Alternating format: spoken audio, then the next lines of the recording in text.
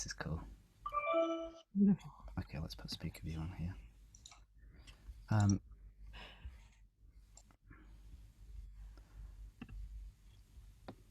Let's just see. Hello, everyone. Now that you've all joined, just give it a second for everyone to like connect in, so that we're not.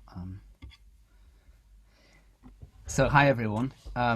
Welcome to Desperate Literature for our last Unamuno Author Series event of 2020. It's really wonderful to be hosting this event tonight. We've got just a few announcements and then I'll pass over to everyone. First of all, thank you for Jorge, who is part of our team, for putting this together, and for all the poets, and for Paisley for being here. We also have Emily Phipps, who is on the right in our participant section, who is an ASL interpreter for the event. So if you want to pin the video, you can do. We'll be posting some links in the chat. I think Joan has just done so now. That's links to where you can get the anthology, where you can learn more about Desperate Literature. We have an Unamuno series anthology here that you can also check out on our website. And yeah, that's pretty much it from me. I'm really grateful for everyone being here, and thank you, everyone. Thanks, Terry. Hi, I'm Liz, everyone, and it's an honor to get to share, to welcome you all for our last event of the year, and to share a little bit of our Unamuno Author Series history. It's a tradition that we read it every time we start an event. So please join me in listening in. The series began by accident on March 27th, 2012, the day American poet Adrienne Rich died. Founder, poet, and Episcopal priest Spencer Reese held what was intended to be a one-off reading on the patio of the Catedral del Redentor to cheer up his friend, Cuban-American poet Richard Blanco, who was despairing over poetry's diminishing readership at the time. 10 people attended. Unbeknownst to all, in less than a year, Richard Blanco would be reading to millions of people for the second inauguration of U.S. President Barack Obama. And yet, while the Unamuno Author Series unknowingly began that day between Blanco and Reese, its spirit originates in a much older relationship between a priest and a poet connected to the very same church community. In the 1930s, the esteemed and famously heterodox Spanish writer Miguel de Unamuno befriended the only Protestant minister in the city of Salamanca, the Reverend Atilano Coco. They wrote letters to one another, and Unamuno occasionally attended services at Reverend Coco's church. Their friendship endured as Spanish society teetered on the brink of civil war, divided between opposing ideological forces. But it came to a tragic end with the fascist military uprising in the summer of 1936, during which Coco was arrested and shot dead in a firing squad. Unamuno died shortly afterward of a heart attack while under house arrest ordered by the fascists. Our series echoes at its core friendship and the enduring bond between poetry and the human spirit that Coco and Unamuno shared many years ago. Today, our series has grown into a team of 7 volunteers who are building this bond into an ever-expanding, borderless poetry community with its heart right here in Madrid. We've brought over 125 poets and more than 53 events to Madrid and tonight, all of us virtually, and hosted Madrid's first majority Anglophone poetry festival in May 2019, together with Desperate Literature. Thank you for being a part of this community and for becoming a part of our living history tonight.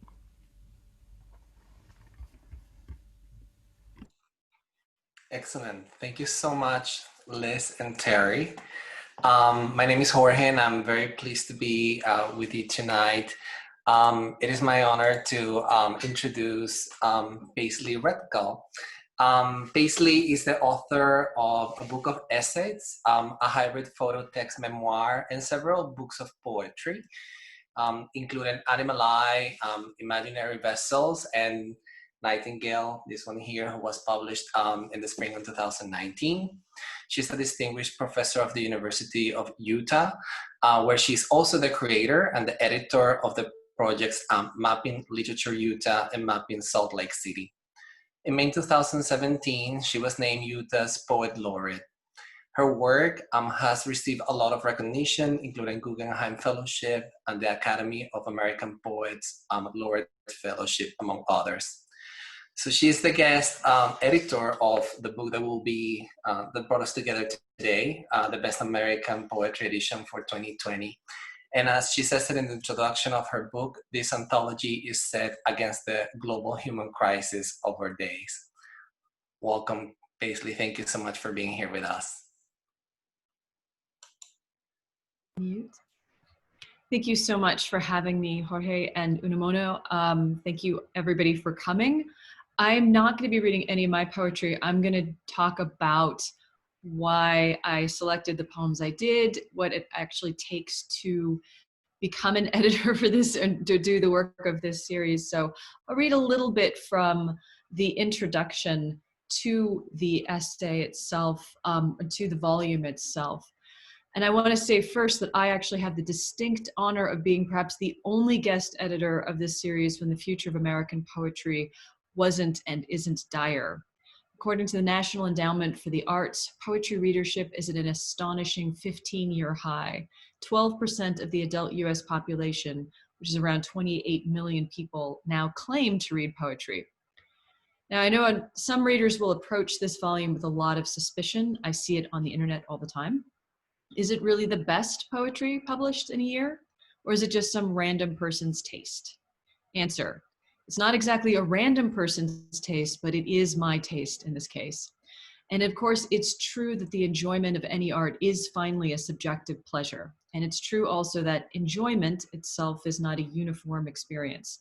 I once wept myself to hiccups while watching Hatchie, A Dog's Tale, on the Hallmark Channel at 3 a.m. in a hotel room, which is an experience that drained me so thoroughly I then spent $200 on Cindy Crawford eye creams hawked on the post-film infomercial while trying to recover. So my point here is that enjoyment of one type of writing does not limit my more profound appreciation for another type of writing, and that good, and certainly best, is often determined by moment-to-moment needs. In fact, it is probably my appreciation for what some might consider low entertainment that makes my passion for George Eliot and Samuel Taylor Coleridge and all the poets that appear in this anthology so much more poignant to me. But I know, and I wonder if these anxieties around the title Best American Poetry stem less from how we place poetry on a very precarious pedestal. Poems appear to have done everything. They have transcribed and resisted, even if they have not occasioned or ended revolution, fascism, and war. They have attended births and deaths, marriages and divorces. They elegize and they celebrate. They lambast and they praise. They have shaped the language of both our public and our private lives. They have forced no particular activity upon us, and in that achieved nothing. But still we return to the rhythms and sounds of poetry for our most affecting tragedies and triumphs. They are not foundational to the making of our souls. And yet we insist that without poems' presence in our culture, without our ability to read and attend to them, our souls are impoverished as a result. Poems are made of words and thus can activate nothing without a reader's consent. And yet we assign to them all the power, authority, and superstition of magic spells. What is a poem, finally, but the reader's fantasy of her own humanity? And yet poems too, of course, have more earthly meanings in that they become, in classrooms and in bookstores and in anthologies like this one, flags of cultural ownership. Poetry contains within it a myriad of voices in history, but the history of American poetry has not always broadcast its inclusion of these voices. So who has best tended to overlook and why? What aesthetics do we like to grant that title? And have they always been the ones with, if not the widest media exposure, certainly some popular appeal? But if I think best is finally just a loaded term of cultural convenience, do I then dismiss the possibility of any objective evaluation of poetry? Are our definitions of what constitutes excellence to be hamstrung by our identities and unconscious prejudices that we're now unable or unwilling to critically assess each other's work? Conversely, if best is only a political designation, can't I then use this anthology to show you an America and a poetry I want to show you, dear reader, to see? In this case, was it best of this series to choose me as its editor, the first person of Asian descent since this anthology's inception in 1988? And here I want to just interject and say, they have still not chosen a Latinx editor. In the end, however, all these anxieties and questions become meaningless to me. I can't fake interest in a poem for the sake of producing an anthology meant only for classroom consumption or hierarchical anxieties. After months of reading, I was forced finally to think of this anthology less as a public testament than a private concern. So I picked poems for pleasure, and I put nothing automatically aside. That means if you are a friend, colleague, or former student, if you are my frenemy or enemy or ex or both, I read you. My reading was intense and wide, 25 to 35 print journals per month, as well as all the online literary journals and daily poetry publishing services such as Verse Daily, Poetry Daily, and the Academy of American Poets Poem a Day series. I also trolled people's Twitter and Facebook feeds to see what you all were sharing, since a lot of poets publish in tiny, tiny places that are actually hard to find, and I wanted to see if there were publications that I'd missed. So if you're a poet on social media and you posted a lot, there's a very good chance I saw what you liked and published. And I did, in fact, find one or two poems that I loved that way, though they didn't end up making it into the final collection. David Lehman sent regular packets to me with notes. David Lehman and I have fairly different tastes, as it turns out. But my reading couldn't really possibly be complete with all of this work. There are high school and college undergraduate literary journals, there are prison journals, there are community papers and regional and national magazines, there are Instagram feeds and blogs and zines and newsletters. Prior to the internet, an editor of this series might reasonably claim to have read 70% of all the poetry published in nationally recognized journals. Now, an editor like me could barely claim to have read 30%. Whether or not this is, as some have declared, another golden age of poetry, one thing is for certain. It is the golden age of poetry publishing, with the result that a devoted editor could read a brand new poem published per hour if she wishes, possibly, horrifyingly, per minute. For the book itself, I read through all the poems and actually took out a couple of poems because I thought the collection was overall pretty dark, and went instead with a second choice pick sometimes that was a bit lighter. People do have to get through this collection. I also wanted to make sure that when faced with two poems I loved equally, the selection would go to the poet who had been most previously underrepresented in this series. If you really know the Best American Poetry series, you'll notice two things about my collection. One, only two former Best American Poetry editors are in here. And two, there are a lot of Asian Americans. David Lehman actually grumbled a little bit about the fact that there were so few former editors, but of course all the decisions in the end were mine. But I didn't want to populate this anthology with names we've all heard before.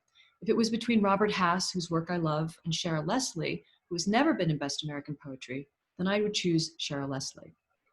And now I want to address for a moment who has historically not appeared in Best American Poetry. As I said before, I'm the first guest editor of this series of Asian descent. And as a mixed race person, I had noticed over the decades that this series has not included many Asian American poets at all. In fact, there were many editions that didn't have a single one. The best edition for Asian American poets outside of mine is Major Jackson's. I assume some people out there will think I chose for identities then rather than talent, but that's not the case. These were all poems that I loved. The poems in this anthology were my first choice or very close to first choice picks. But while reading for the anthology as a whole, I kept a special eye out for Asian American names because I wanted to make sure that I didn't overlook anyone that this series has already overlooked. And I don't know if David picked me because of my race or in part because of it, but I wanted my decisions to remind people why representation in editorial positions matter. There are 14 Asian American writers in this collection, which is the highest number in the history of this series. And that's why it matters that the next editor should be, at some point, Latinx. I'd also like to note that I'm not actually the only editor of this anthology. I'm merely the last in a long series of readers that have been working hard to assemble this particular group of poets for your reading interest. So shout outs to all the wonderful editors out there selecting and curating poems in their magazines. Without them, there would be no Best American Poetry. And I also want to say, if you can subscribe places like Kenyon Review, Michigan Quarterly Review, Tin House, which I guess shuttered, unfortunately, or New England Review, they did just kick-ass jobs. Last thing I just want to say is what I love about poems and what I love about the poets that are going to be reading today. So I take delight in poems that have fidelity to the real world and the ways the individual struggles to figuratively represent that world. They're poems that suggest the writer may not have a perfect understanding of how to capture her experience, even as she tries. These are poems that alternate between clarity and mystery in their use of metaphor. And I am moved by these poems because they rely upon my active completion of the metaphors they create. They require my engagement, not my passive acceptance of their ideas. I'm also moved too by the poets that are going to be reading today because they've created poems that speak to and embroider upon the writer's own literary tradition. These are poems that I believe have a very strong sense of history, whether these be particular events that inform the poem or particular poetic conversations that have made the poem possible. These are poems that seek to create or at least acknowledge a genealogy of their own lyric crisis. Finally, I'm moved by poems that have some investment in beauty, whether in sound or syntax, or in the fulfillment or expansion of their ideas. When I read a poem, I read a mind and soul at work. I commune with them, as Walt Whitman might say, and I must activate my own language and body in response. I just think these are beautiful poems. The poems in this anthology were chosen by me with these particular pleasures in mind. And though I initially selected these poems for myself, I also knew they would always be offered up to you all as a conduit of expression, of amity, of citizenship, and of love. Whether they are best or not, American or not, even poetry or not to you, is less important to me than they might allow you and I, and you and these poets to stand in some relation to each other. So I offer these poems and these poets up to you as an invitation. Inside each poem you hear today, I think you'll find hundreds and thousands of other voices. And somewhere inside this expanding conversation, I hope your mind will be changed, and I hope you will find some fellowship here. So thank you, and I look forward to listening to you all.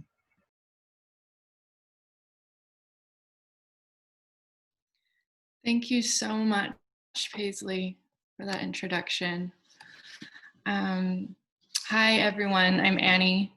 Thank you all for coming, and thank you, Paisley, again, Ryan, Meg, and John, for reading for us. We're so lucky to have you all together to celebrate this beautiful anthology here. I've been just enraptured by it. You did a wonderful job, Paisley. And thank you, Emily, for interpreting for us. If you are able, please consider donating to Desperate Literature. As for many independent bookstores, this has been a very difficult year. You can find the link in the chat box. Today, I have the pleasure of introducing Ryan Black.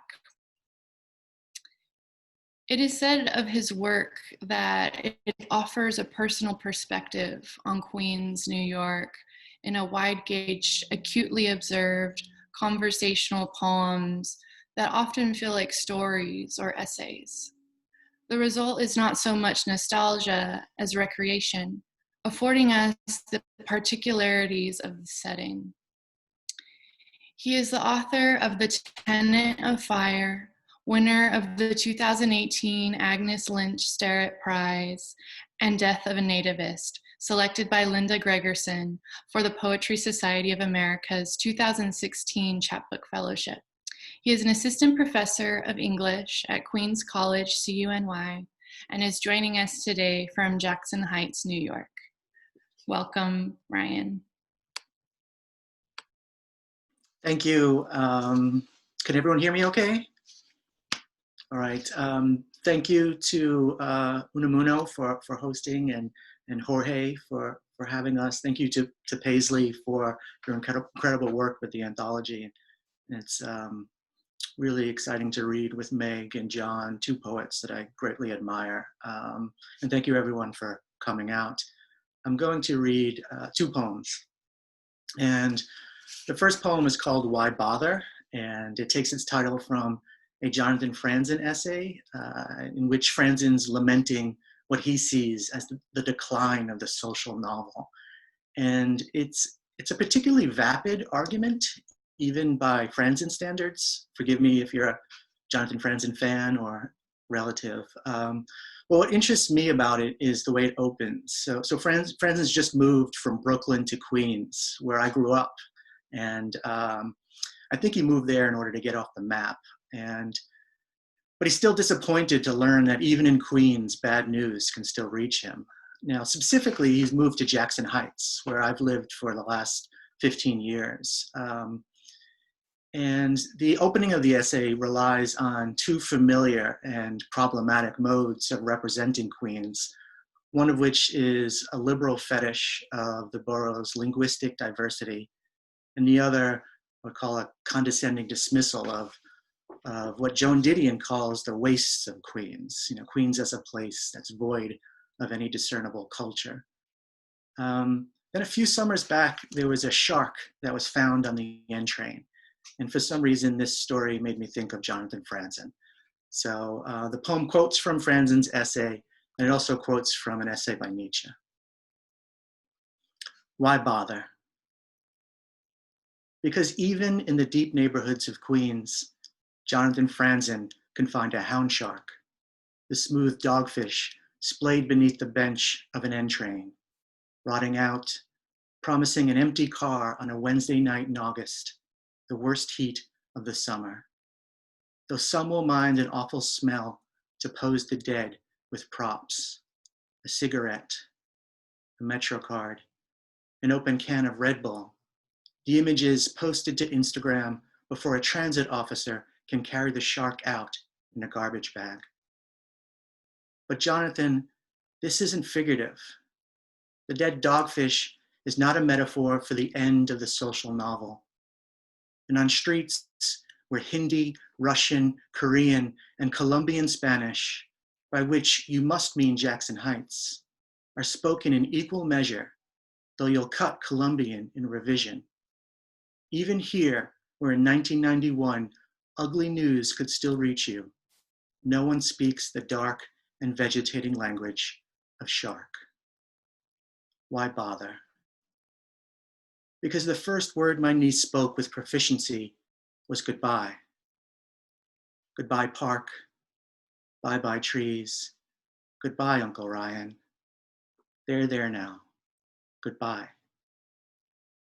I'd read on trains that stitched the borough like a syntax, how an elegist submits to the ineffectual, that language is an equation of the dissimilar, undone as easily as Penelope's loom. Gone, we say, and ask something of permanence, an exchange. But the elegist, inheriting a chorus, sings in half-forgotten grief, and the dead are made to rise from the churchyard of poems to a votive of April stars. Goodbye, Mommy. Goodbye, Dada.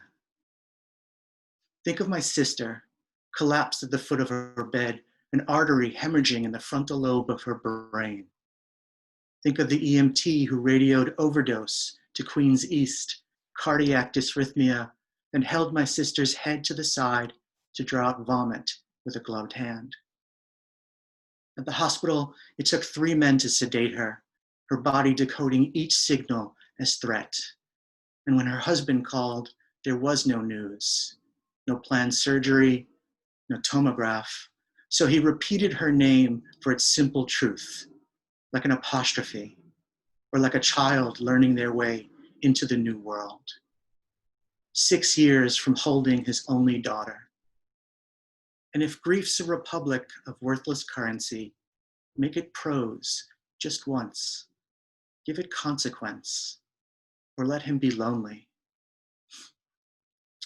So the second and last poem I'll read is the poem from the Anthology, and it's called Nothing Beats a Fair.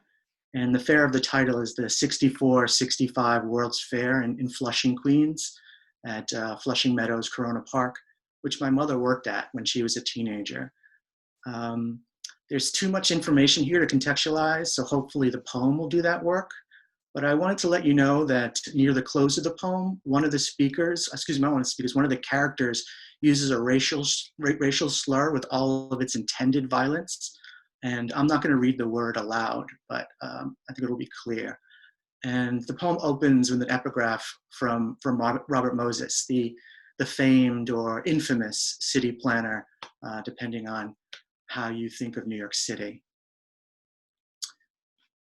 As long as you're on the side of parks, you're on the side of the angels. Nothing beats a fair.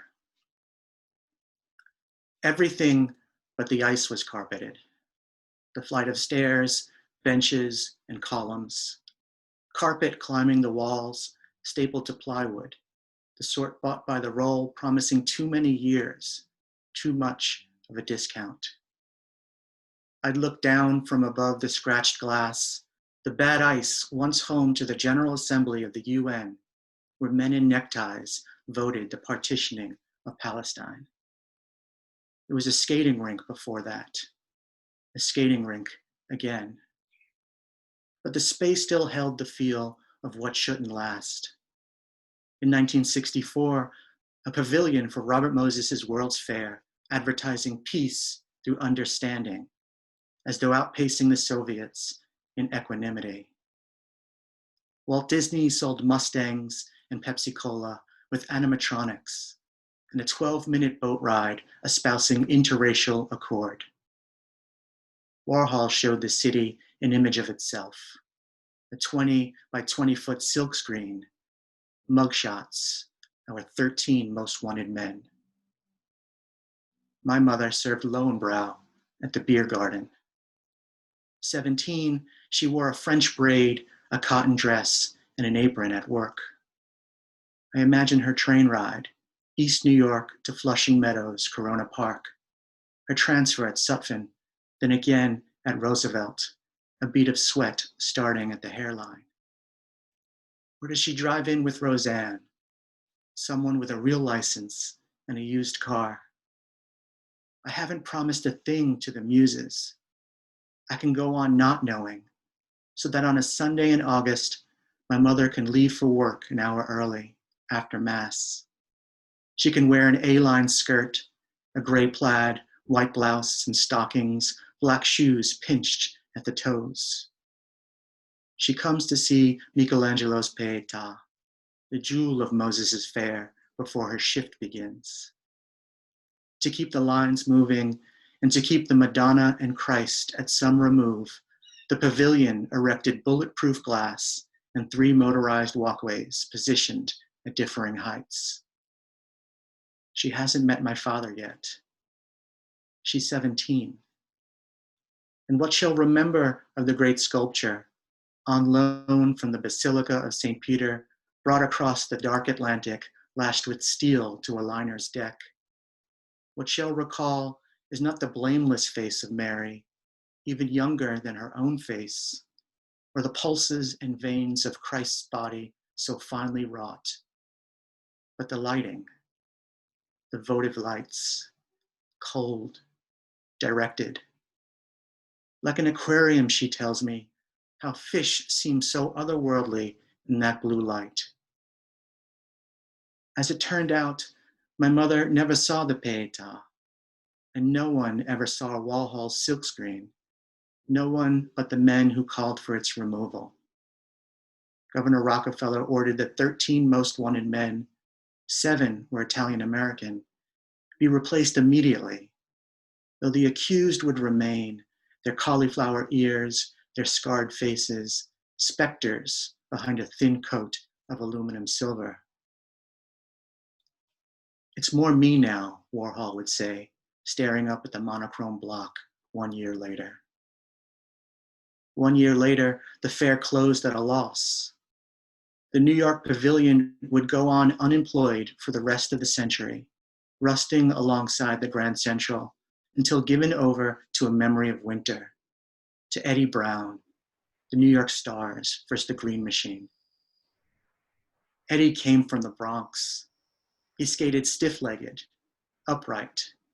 He was the only black kid on the ice. Blacker than the puck, he'd say to my brother on road trips.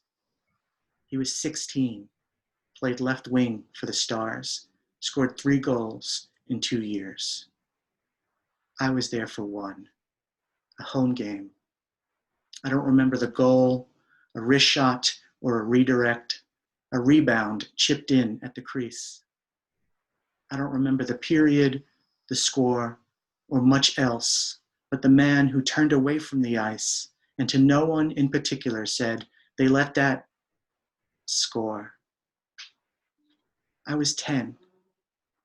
I thought I knew who he meant. The boys who carried box cutters on the J train, who'd slash your face for nothing. the ones my mother loved in her school with razors under their tongues, the punchlines, setups. So Al Sharpton, Jesse Jackson, and Farrakhan are brought to Rome to meet the Pope. The boys who stole Frankie's bike outside a lane. Fucked him up too. My father just leaned into the railing, his back hunched like a goalie's. He didn't flinch. He kept his eye on the ice, on his son jumping the boards, lining up for the face-off. My mother stepped back, then seemed to harden like the women in those stories, in D'Aulaire's book of Greek myths, who were transformed because they would not give consent. No one said a thing. No one answered. No one dared question the man or the silence that wished to make plain again the arena lights. An awful silence, tender and easy to forget. Thank you.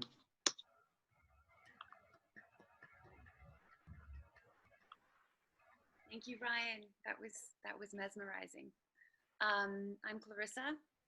Thanks, everyone. Thanks to the 56 people on this call and here in this virtual space to celebrate the anthology that Paisley has so wonderfully curated. So it's moving right along. It's nothing short of an honor to welcome Meg Day to our series. Meg Day is the author of 2 books of poetry, Last Salam at Sea Level, from We Can't Read This, and the co-editor of 25 for 25, an anthology of works by 25 outstanding LGBT authors and those they inspire. Meg Day is the 2015-2016 recipient of the Amy Lowell Poetry Traveling Scholarship and a 2013 recipient of the NEA Fellowship in Poetry. As I read Meg's poems throughout the week, I couldn't help wanting more from each poem. Their writing has this effect to provoke a yearning by way of leaving their poems perfectly finished yet unfinished. Meg's poems are rigorously mysterious. The detail expressed in her poetry at times, it really felt subperceptual. They have a gift to sense the metaphysical of everyday life and prompt the reader to live with this acute attention to the present moment. Meg, you are officially an Unamuno author and have a permanent home in this series. The floor is yours. Thank you so much for that kind introduction. I feel very fortunate to be included in today's reading and grateful to be included in this volume, especially as a deaf trans poet. I don't think deaf trans poets appear frequently in Best American Poetry, if it is that we appear at all. And it beautifully gestured in her introduction, representation without tokenization can mean a lot. Disabled poets, specifically those that claim disability proudly as an identity, or missing more often than not, and that absence only increases with these folks who are also queer or trans or Black or Indigenous or some combination of the lot. And a part of that is access. So thank you to Emily Phipps for being our ASL interpreter today, and to whomever arranged for captioning, thank you. And for the offering of access copies in the chat, which makes a big difference for many readers. These communities, my community, thanks you. So the poems that I'll read today were selected with this kind of representation in mind, specifically queer and trans deaf poets writing in English, all 5 of us. But thank you to Paisley and the editors, to David and to Mark, to the incredible Unamuno team, and Jorge, Desperate Literature, and especially to the Poets Who Spawn Company I joined this afternoon, John and Ryan. I'm grateful to be among you. And thank you to those of you who are here in the interwebs. It feels lucky in these times. This is called 10 a.m. is when you come to me. In some other life, I can hear you breathing, a pale sound like running fingers through tangled hair. I dreamt again of swimming in the quarry and surfaced he when you called for me in a voice only my sleeping self could know. Now the dapple of the aspen respires on the wall and the shades cut its song a staff of light. Leave me, that me, in bed with the woman who said all the sounds for pleasure were made with vowels I couldn't hear.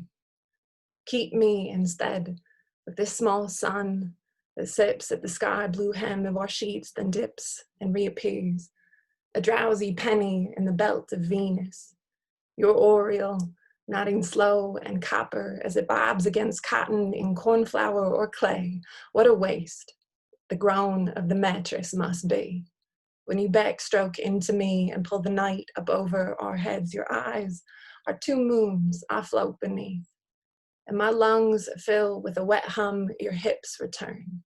It's Sunday, or so you say, with both hands on my chest, and hot breath is the only hymn whose refrain we can recall. And then you reach for me, like I could have been another man. You make me sing without a sound. And this next poem is called Portrait of My Gender as Inaudible. And it's based off of something that Gabby Calvacaresi has been doing in their most recent work in a book called Rocket Fantastic, where it is that Calvacaresi has replaced pronouns with a symbol, a music insignia symbol, and when one reads it aloud, one is invited to inhale instead of pronounce the pronoun. And as I was reading this collection, I was thinking a lot about closed captioning and how intense it is to be reading closed captioning like on the television and for the word inaudible to appear again and again and again as some kind of like, I don't know, linguistic marker of evidence of sound, but there is no sound. Anyway, this is called Portrait of My Gender as Inaudible. I knew I was a god when I could not agree on my name, and still none you spoke could force me to listen closer. Is this the nothing the antelope felt when Adam lit on his own entitling, dubbed family, genus, species? So many descendants became doctors, delivered babies, bestowed bodies, names, as if to say it is to make it so. Can it be a comfort between us? The fact of my creation. I was made in the image of a thing without an image, and silence too is your invention. Who prays for a God except to appear with answers, but never a body, a voice? If I told you, you wouldn't believe me because I was the one to say it. On the first day, there was no sound worth mentioning.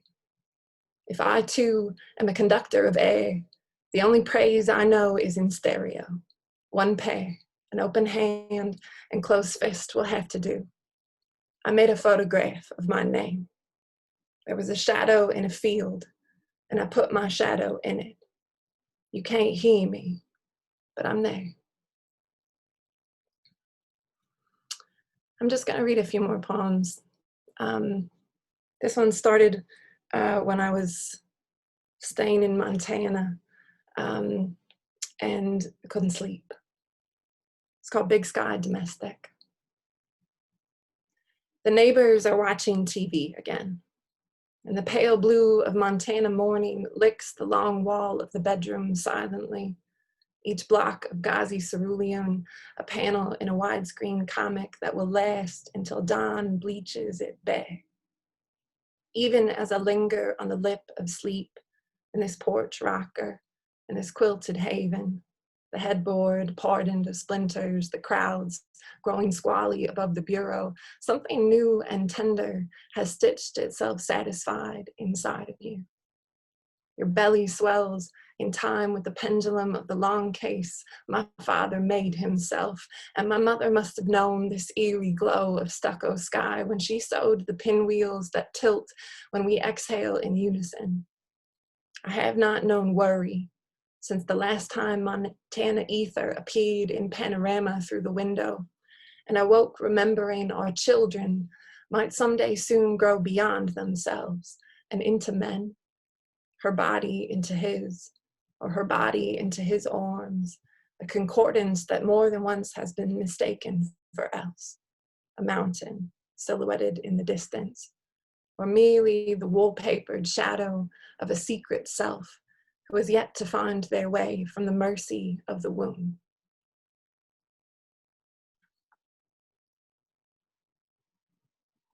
September. Harder to say now which way it moved, and only that it idled at the green light of my body, high beam staring steady at the sensor, and my skin lit up like go. Hard to say if there was sun at all, or just the thought of you. As afternoon leaned my shadow right, then left me in the shade. Mercy laid me down last night, and morning came anyway. Sorrow stripped me green from sleep to keep my one eye open. I stayed right here, despite the drive, and even dreamt of stillness, a sundial in snow. I left you last night, the way a station leaves a train. I left the light on anyway. And this last poem that I'll read is the poem that appears in the volume and originally appeared with the Poetry Society of America when they had a call for poems about democracy. And I was invited to submit and panicked. Had no idea how to negotiate the complex difficulties of being who it is that we are in this moment, and then also having any kind of belief in democracy, and yet clinging to it.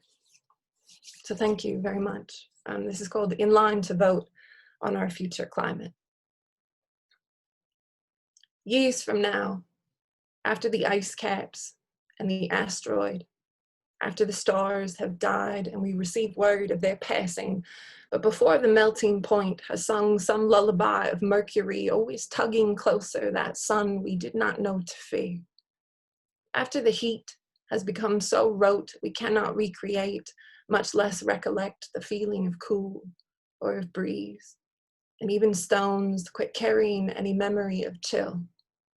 I will think of your body, cracked open at the center like the surface of the Susquehanna in deep December, the cool field of your thigh against my cheek, the creak of me sprung cold from sleep. I will keep for myself the moment before all this, the sand and the wasteland it made of us, the day we woke and green in all its iterations had abandoned us, and with it the earth, after the famine, but before the drought. When you fed my wet breath into the hot terrarium of you still chilled at the edges by less natural disasters. Like the neighbor boy who told you where in the snow you should put your bare hand and for how long you should leave it. How it was returned to you, still fixed to your arm, but so cold it nearly boiled, so blue it was ablaze. Thank you.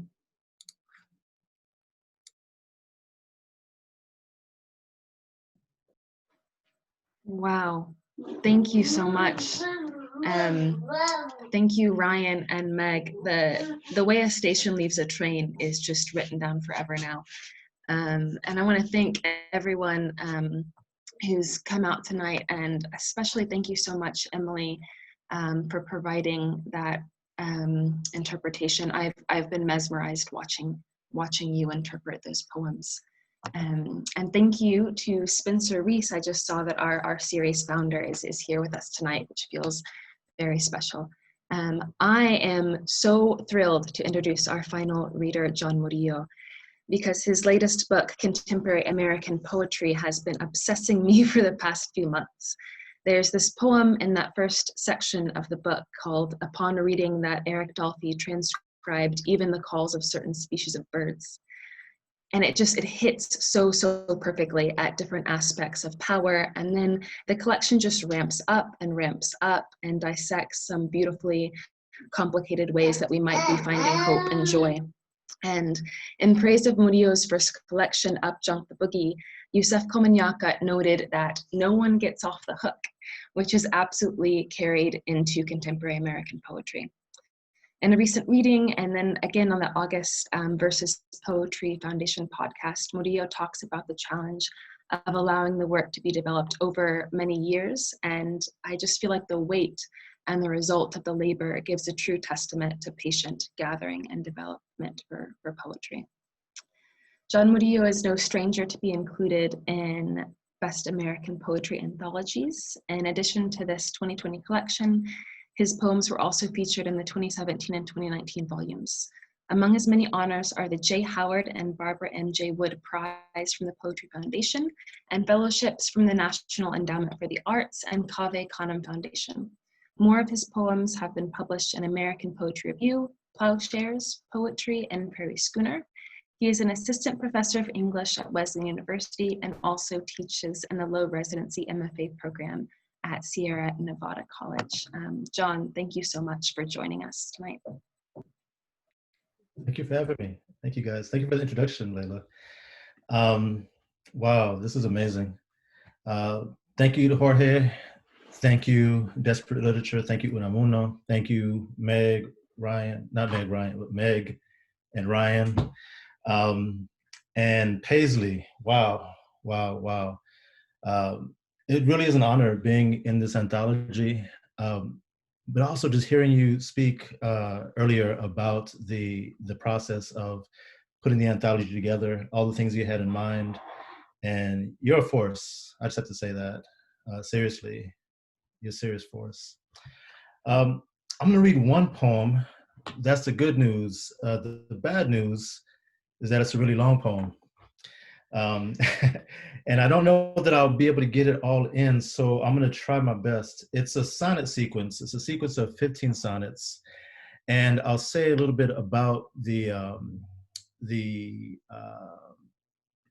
catalyst for the sonnet. I wanna put this fancy background here because I think it suits what's happening. So in December of 2014, a few of us poets in New York City had a rally in Washington Square Park to read poems in protest of the then recent rash of killings of Black and brown people, unarmed Black and brown people, by police officers. I can't remember who the latest victim was at that point. May have been Michael Brown, may have been Eric Garner. We got together at Washington Square Park and we read poems. And because it was one of the coldest days of the year, we read poems only to each other. And it was an all-star event. I have to say, some of my favorite poets were there and one of the best readings I've ever been to. But when I left the reading, I felt a little empty, a little impotent, as if we had not done enough. I wish that someone had done more. I wish that I had it in me to do more. The whole train ride home, I was living in Crown Heights, Brooklyn at the time. And during the train ride, there was a heavy police presence there on all the subway platforms, and it just felt very heavy. And when I got home, turned on the news, I realized what had happened. While we were in the park reading poems, a man by the name of Ishmael Brinsley had jumped a bus from Baltimore to New York with the intention of killing 2 police officers. He said he was tweeting about it the whole day. And he did. He found 2 officers in their car and shot them both dead. Then was chased onto a subway platform and shot himself dead. And I remember hearing this news and being overwhelmed by every emotion you could think of: grief, rage, joy, guilt, sorrow, all of it. Right? And I knew I was going to write this poem about this, and it took me a while to get to it. Soon after, I went to Los Angeles, California, where I'm from, and to bury my grandmother who had died at the time. and visited an old neighborhood of mine that was ravaged during the 92 riots after the Rodney King verdict, and it brought a lot of this kind of home for me. So this poem, as long as it is my attempt to kind of process a lot of what was going on. And I'm probably going to jump around a bit in here, because again, there are 15 here. I'll start off at the beginning, and then we'll go through, and we'll see how I'll read it by feel. And maybe I'll make some commentary throughout. The poem is called A Refusal to Mourn the Deaths by Gunfire of Three Men in Brooklyn. And each section begins with an epigraph from an African-American poet. The first is by Tim Seibles.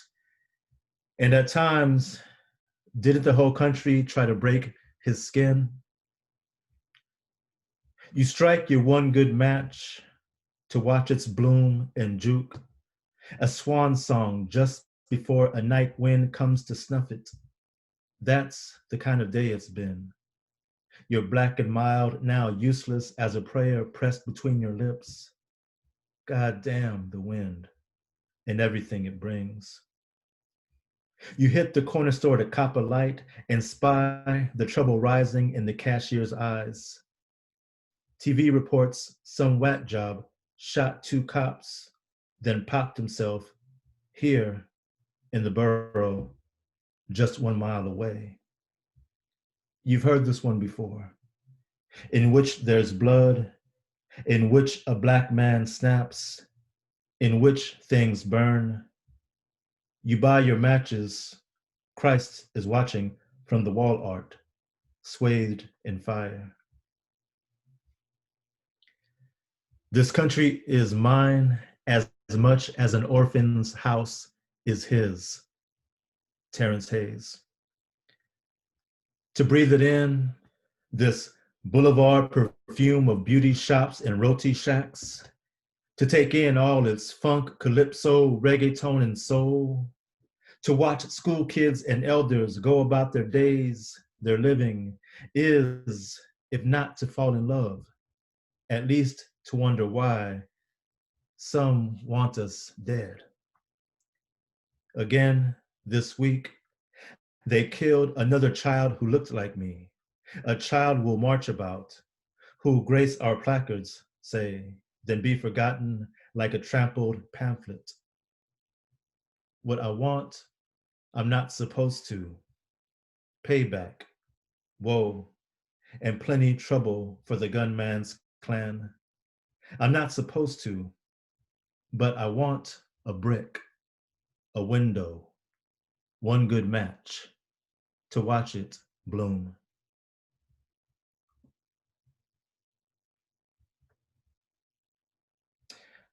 I'll read the next one. America, I forgive you. I forgive you eating Black children. I know your hunger. Bob Kaufman. You dream of stockpiles, bottles filled with gas, and wicks stripped from a dead cop's slacks, a row of paddy wagons parked, a pitcher's arm.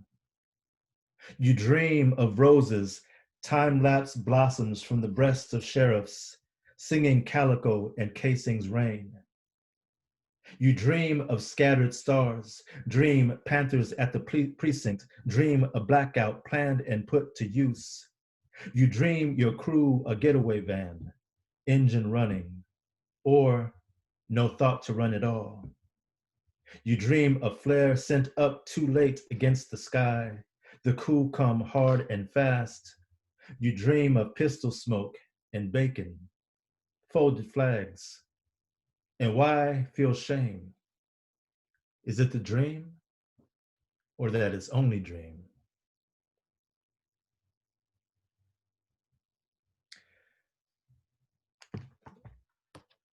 And still, when I sing this awful tale, there is more than a dead Black man at the center. Reginald Dwayne Betts. You change the channel and it's him again. Or not him. Him, but younger. Him, but old. Or him with skull cap, kufi, hoodie down. It's him at 15. Him at 40, bald or dreadlocked, fat or chiseled, 6'3" or 3'6", cold, black, or Ralph Bunch bright. Again, it's him. Again, he reached. Today, behind his back, his waist beneath the seat, his socks to pull an Uzi, Morningstar, or Molotov. They said, don't move. They said, get down. They said to walk back toward their car. He, so to speak, got down. 3 to the head, 6 to the heart. A mother kneels and prays, not peace, but pipe bombs. Hands to light the fuse. Let's skip one and we'll go to the next. So again, when a lot of these protests were happening, and I'm now a teacher, and I have my own students. I was teaching at Hampshire College at the time in Massachusetts, and I had some students who were charting buses to Ferguson to participate in the protests going on there. I had some students who were thinking about joining gun clubs and thinking of taking up arms because they didn't feel protected by the police. There's a line in the KRS-One song, says, you were put here to protect us, but who protects us from you? Right? And I didn't have it in me really I had no answers, right? I wanted to tell them, no, that's not the way, right? But the truth of the matter is I don't know the way, and I haven't known for years. But what it did, it took me back to 1992 and those riots. The image behind me, the screensaver or whatever, is actually an image from this summer in Los Angeles when the police were about to face off with protesters. I actually did a screenshot of a YouTube video. This is helicopter footage, but it's not too different from where we were in 1992. There's some other helicopter footage. If you guys remember, there was a motorist by the name of Reginald Denny that drove through this area of Los Angeles and was pulled out of his truck and beaten with a brick.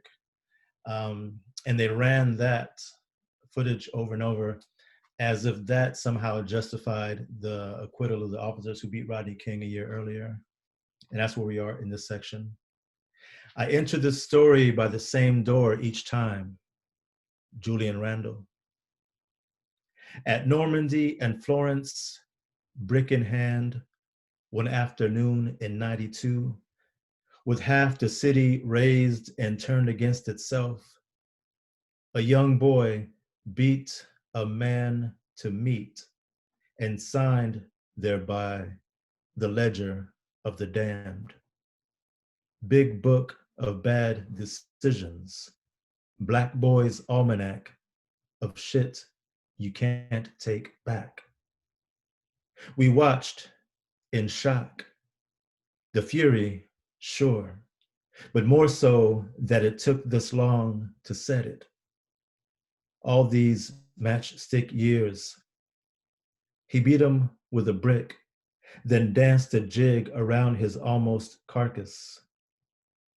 Cameras caught him live and ran that loop for weeks, all night, all day, to prove us all, I think, one thug, one black beast prancing on the nightly news.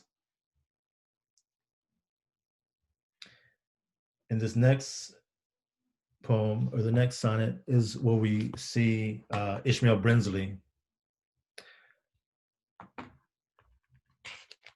as he's hopping the bus. And when it comes to those hard deeds done by righteous people and martyrs, isn't it about time for that to be you?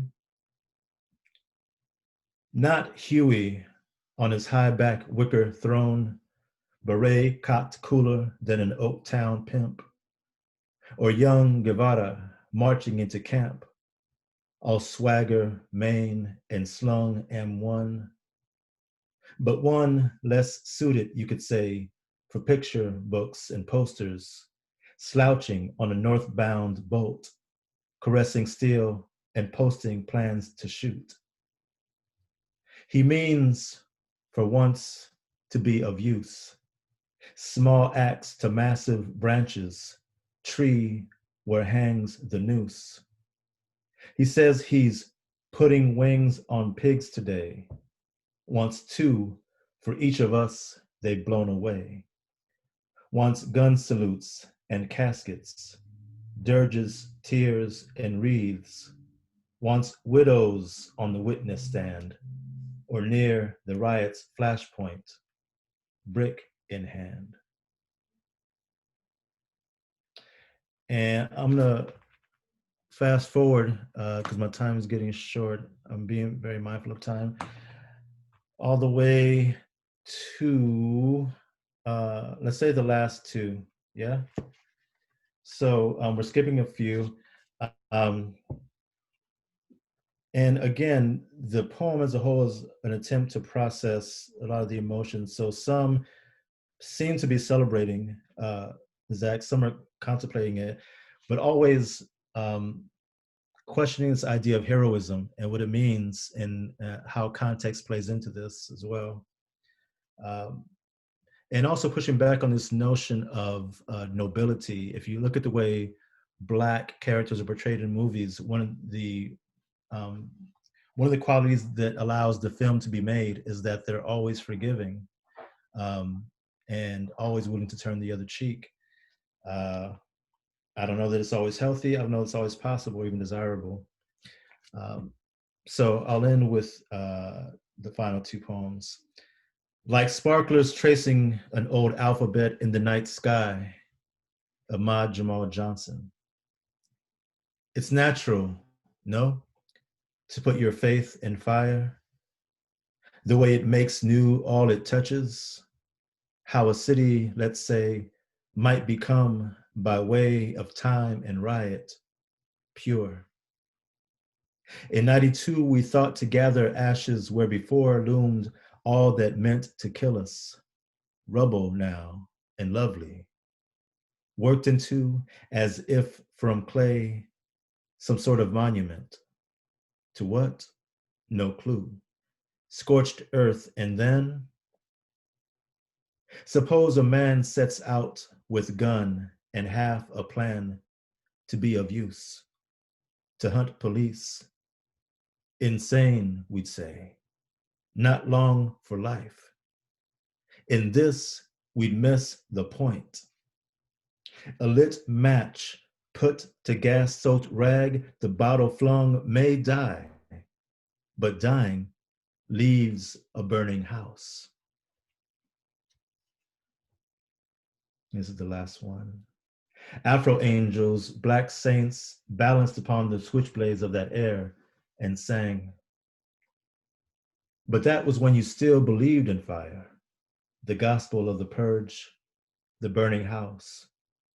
You used to think a rifle and a prayer, a pipe bomb hurled through a shopkeep's glass, enough at last to set the world right, enough at least to galvanize some kin. Think Malcolm at the window, set to shoot, or Huey on his high back wicker throne. Think Normandy and Florence, brick in hand, a black man dancing for the camera crews.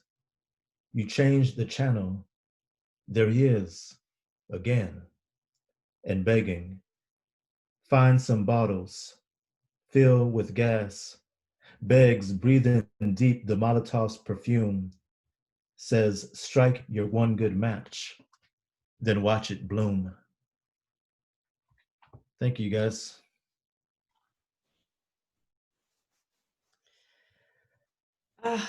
John, thank you so much. Thank you to all the poets, John, Meg, Ryan, and to Paisley as well. This is, as we've said, the last Unamuno author series reading of the year. And it's a really a killer way to end, a killer year, if you catch my multiple meanings. So we have some time for questions now. I just want to please remind people, imagine as if instead of tuning in from your living room or bedroom, that we're all gathered in the within the walls of the Desperate Literature bookshop and consider just dropping, you know, €3 our way to help support independent, this, you know, this really important independent bookshop that is the home of our series, even though we can't be there in person right now. So we have some time for questions. If you have a question, please just pop in the chat and I can come and unmute you, can find your video and unmute you, or alternatively, you can write your question into the chat.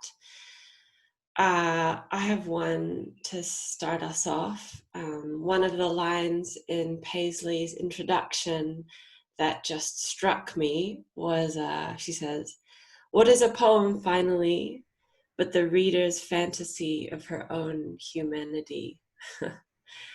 And I just wondered if any one of the poets wanted to speak to, you know, the mood of their reading and writing in this, you know, very strange year we've all been inside of, and how their fantasy of their own humanity has been changed in any way by what we've all experienced. So Meg, John, Ryan, or Paisley, do either of you guys want to respond to that?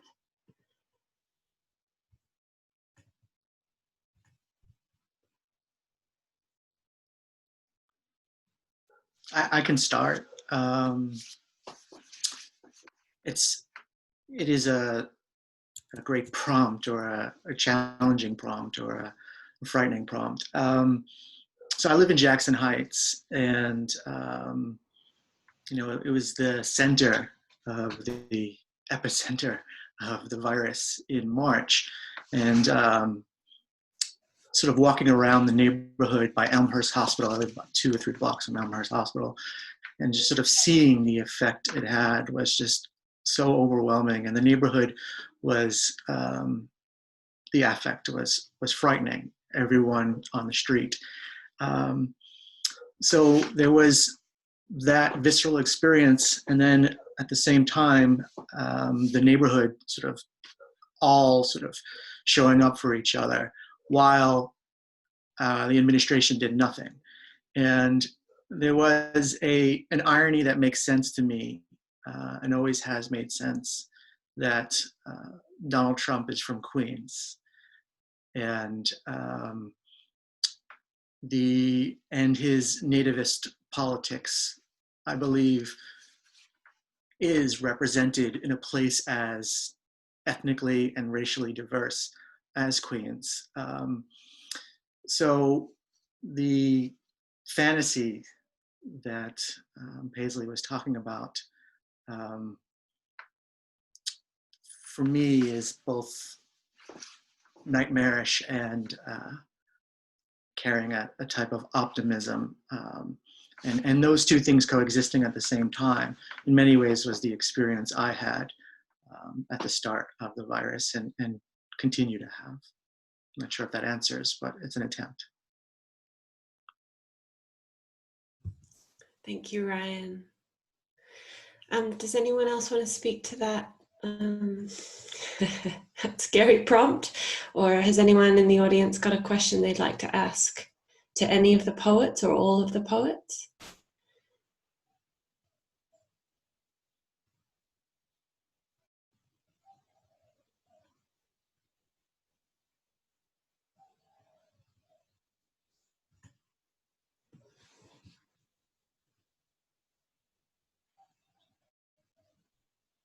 If you have a question, you can just, signal in the chat and I can come and unmute you.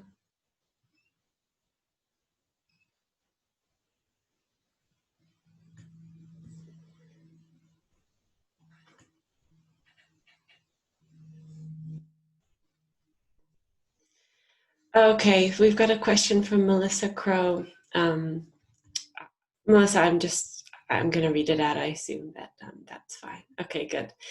So she asks, does received form, or how does received form aid you in composing poems with subject matter that's particularly challenging on a political or emotional level? I can jump in on this one. Great.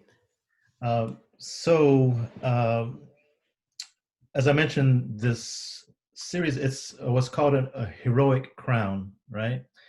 So what that is, it's a series of 15 linked sonnets. A crown, usually, those who don't know, the way it works is the last line in one sonnet will be the first line in the next, right? And it goes on and on until it finally wraps around. And the last line in the final sonnet will be the first line. So crown, right? But in a heroic crown, the last sonnet is comprised of the first lines of the previous 14 sonnets. And then they link and it's all blah, blah, blah, blah, right? So the reason I chose this form for this particular poem was because I knew I needed pages to really process all that I was dealing with, right? So it was the recent killings, it was the my response to those, the history of killings, right? This poem kind of got a second life this summer with all the protests that were happening, as if I was somehow prescient, when really I could have written this poem 10 years ago, 20 years ago, would have read the same 20 years from now because of the state of things where we live. So I needed space to process that, but I also needed a way to control that, right? I didn't want to just rant and be all over the place. So the sonnet actually gave me a means of controlling, but also because I had 15 sonnets, I didn't have to weigh any one of those sonnets down, right, with the burden of having to carry the weight of it all. So in that sense, the form was all that I could use to really write, as you say, about the challenging or the political or emotional poems. So in this sense, I kind of, usually I don't choose the form beforehand, but in this case I had to. Can I say something about that? As the editor coming across John's poem, one of the things that struck me as so great about it was, in fact, its use of the sonnet form, because I think, and also starting with those epigraphs, what John just said about, even though he wrote it this moment, it could have been written 10 years ago. And I think one of the things that's so smart about the form and the epigraphs is a sort of reminder that this is a long and horrifying tradition. This is part of a historical narrative. So it is, it is of the moment that has continued across basically 250 plus years of history. And I think that was the sonnet form itself was making an argument around also the content in the poems. And that's what immediately sort of struck me about how successful it was as a poem. It was thinking about all of these ways in which this moment linked in to all these other moments in time and all these other voices. It was, to me, a very multivocal poem in that respect. So I'll just add briefly that I think this ties really beautifully to the previous question or the previous prompt, the difficulty of it. That the fantasy of our own humanity, I think one likes to believe that one matters, and that one's humanity is worth protecting. These times, most times, don't reiterate that. And so there is something about received form that I think it can become a kind of comrade. And I think it lends to poets, or it has lent to me, a kind of agency in reshaping what it is that I've inherited, even if it is that it's violent, even if it is that it's done me harm or done others harm, but that there is some kind of precedent set. Well, if I can't, I don't know how skeptical this sounds, but like if I can't insist on my own humanity, I can point to this other thing or borrow this other vessel, container that someone else has already affirmed. And if I manipulate it in the right way, I think that's wildly empowering in many, many ways. But I think the two are very linked for me, those questions. I think it's a great way of putting that. What Meg just said, I think that was a beautiful way of putting it. And what really struck me about the poems that were available to me for this past, when I was doing the reading, was that, I don't know if you noticed, the last 4 years have been hell. They've been, intensified hell in some respects to a certain, it's not that these issues weren't there before, but they were intensified. And almost all the poems I was reading were struggling to articulate what was happening in the country, what was happening to themselves as humans in the country. And one of someone in a review said, boy, does Paisley Rekdal love the long poem. And it's true, I do love a long poem, but what was happening was that actually almost all the poems I were reading, the most ambitious ones were long, because they were all struggling to find a form that was capacious enough to place the individual within a moment of time in history that respected what was going on. So they were speaking to, whether specific poetic traditions and lineages, or what we might consider more conventional ones, whether it was a sonnet sequence or terza rima. Ryan's poem is written in triplets and stuff like that, which, even though it's not terza rima, carries with it that incredible narrativity, that possibility of containing so much information. And that really struck me. All the poets that were out there working in the last few years have all been trying to find a form. And I wanted to honor that, I think, a little bit, and to pay attention to that. And I was really moved by that. But it was a connection of form and humanity. Thank you. We've got a question from Jorge and also one from Layla after that. So Jorge asks, it seems that religion is present in the work of the three poets today in different ways. We can see it in the language and in the references. And he asks, in what way has religion influenced your work?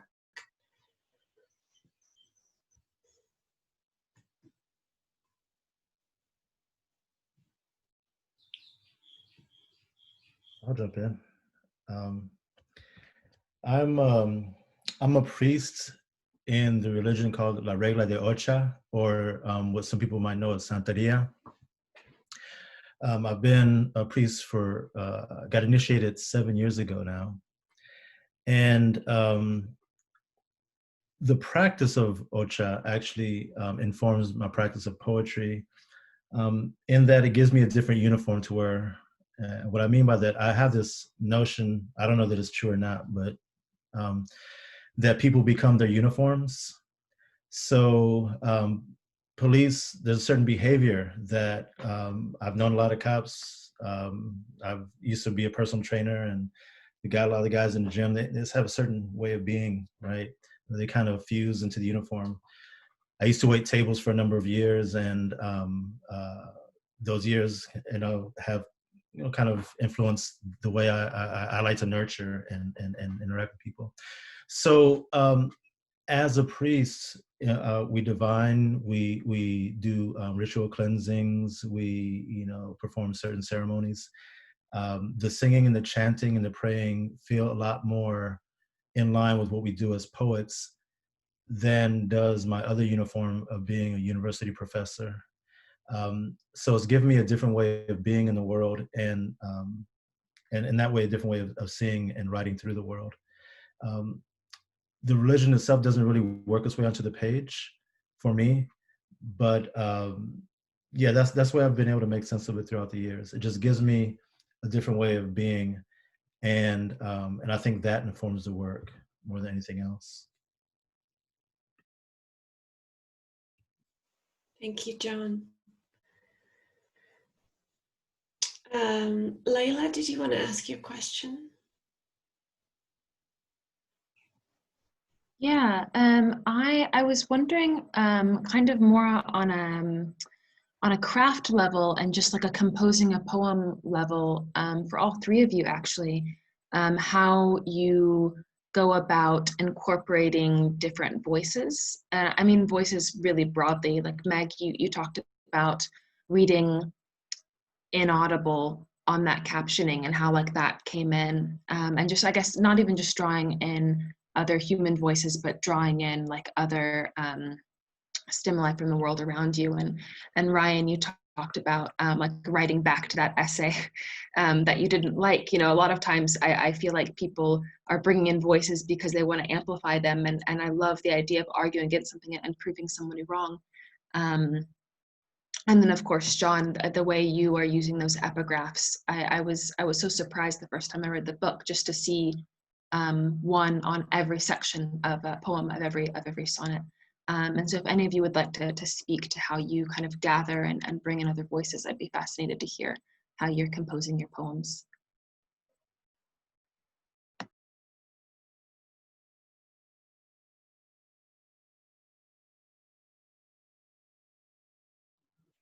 I think I can start. It's a great question, and I think one of the ways that I've approached it is through research, actually, and a type of intuitive research.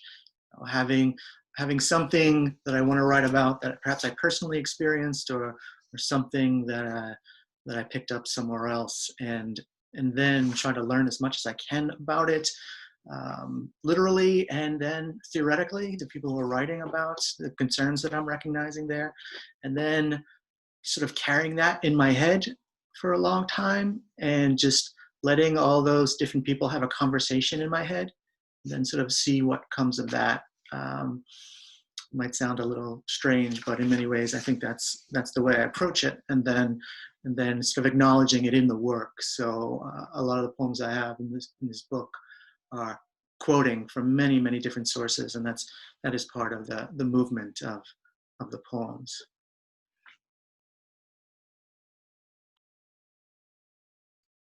I can add that I think it's a really interesting question for me, primarily because I don't I don't hear other voices. That's an odd thing to say. I don't hear voices, but I don't have access to sound in the way that most of the people in my life have access to sound, and so I'm thinking often about the kinds of language to which I am subject, and the ways, or all of us are the ways in which all of us are subject to language, and the ways that it controls how we move in the world. I think I'm thinking specifically about categories of disability and how people are put into boxes, how I have been put into boxes. But separate from that, there's something about language itself being a tangible thing. ASL is multimodal. It's a thing I don't often use my voice for. And so to be of, this has been a thing on my mind, this is rambling, I'm getting somewhere, I promise. But to be of like the people of the eye, as we are called, which is sort of foolish because there are deafblind folks among us and folks with low vision, becomes for me more a question of like being people of the hand, that touch is a kind of, that touch is precedence, that touch arrives, that touch anticipates me. And so when it is that I am reading something or encountering voices, it's a very physical, visceral kind of experience. And so how I choose to respond, or if I feel free to respond, is actually the point of conflict of, is there space to, this has been a real project and a real problem for me, is to whom do I owe my agency in the world, and what kind of flexing am I allowed to do? What kind of flexing does English in particular permit? I don't know that I arrived anywhere exactly, but I'm thinking specifically about what voice means in a less phonocentric sense, and much more in a visual, temporal, even like a visceral object. Like, what does it mean to listen to one another when it is that you don't use your ears? It's a lot of attention, which is what a poem does. that texts touch one another, and that's terrifying. Powerful, but terrifying. That's beautiful, Meg. Thank you. I was actually going to ask you, as a profoundly deaf poet whose poetry is so exquisite and exquisitely musical, sort of what your relationship is with music and the music of language. But I think you've already spoken so well to it as it's a kind of haptic, touch-based experience of language and movement, which is music. Yeah. I think we're out of time. I would like to, just before I pass it over to the rest of the team to say goodbye, just acknowledge all of the authors we've had in the series this year. Jorge, could you bring up that slide again for us?